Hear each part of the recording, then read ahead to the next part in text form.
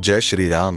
हनुमान चालीसा की इस पहली चौपाई जय हनुमान ज्ञान गुण सागर को हम एक परिचय मानते हैं, लेकिन यह परिचय नहीं बल्कि हनुमान तत्व का पूर्ण विवरण है। यह एक महामंत्र है जो हमारे अंतःकरण को जागृत करता है। आज के गहरे विश्लेषण में हम जानेंगे कि तुलसीदास जी ने हनुमान जी को मात्र शक्ति का नहीं बल्कि ज्ञान और गुण का महासागर क्यों कहा। सबसे पहले ज्ञान गुण सागर। हनुमान जी अष्टसिद्धि और नवनिधि के दाता हैं, लेकिन उससे पहले वे ज्ञान के सागर हैं। यह ज्ञान किताबी विद्या नहीं है, यह आत्मज्ञान, सेल्फ रियलाइजेशन और विवेक है।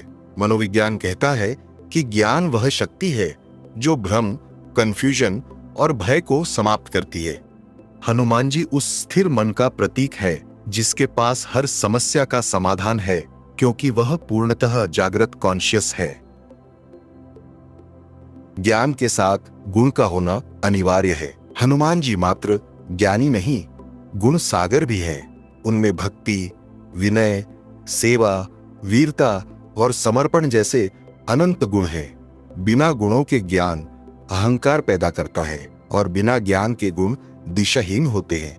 हनुमान जी में इन दोनों का पूर्ण संतुलन है, जो एक संतुलित और शक्तिशाली व्यक्तित्व, बैलेंस्ड पर्सनालिटी का निर्माण करता है। जय कपीस तिहु लोक उजागर।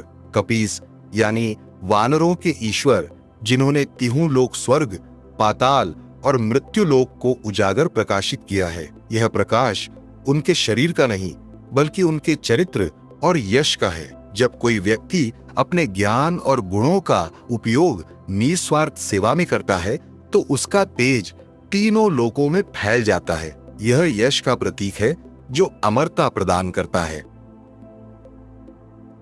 इस दोहे का आध्यात्मिक अर्थ यह है कि हनुमान जी हमारे मन, माइंड और बुद्धि, इंटेलेक्ट का प्रतीक हैं। जब हम हनुमान चालीसा शुरू करते हैं तो हम वास्तव में अपने भीतर के उस सुप्त ज्ञान सागर और गुण सागर को पुकार रहे होते हैं। जय का अर्थ है उस आंतरिक शक्ति की विजय। यह दोहा हमें सिखाता है कि शक्ति का अंतिम उद्देश्य सेवा और सत्य का प्रकाश फैलाना है।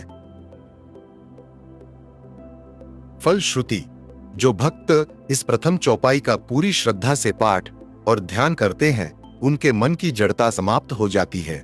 उन्हें सही समय पर सही निर्णय लेने की बुद्धि, विवेक प्राप्त होती है और उनका व्यक्तित्व प्रकाशमान हो जाता है। आइए इसी भाव के साथ महावीर के श्री चरणों में नमन करें। सियावर रामचंद्र की जय, पवन सुत हनुमान की जय।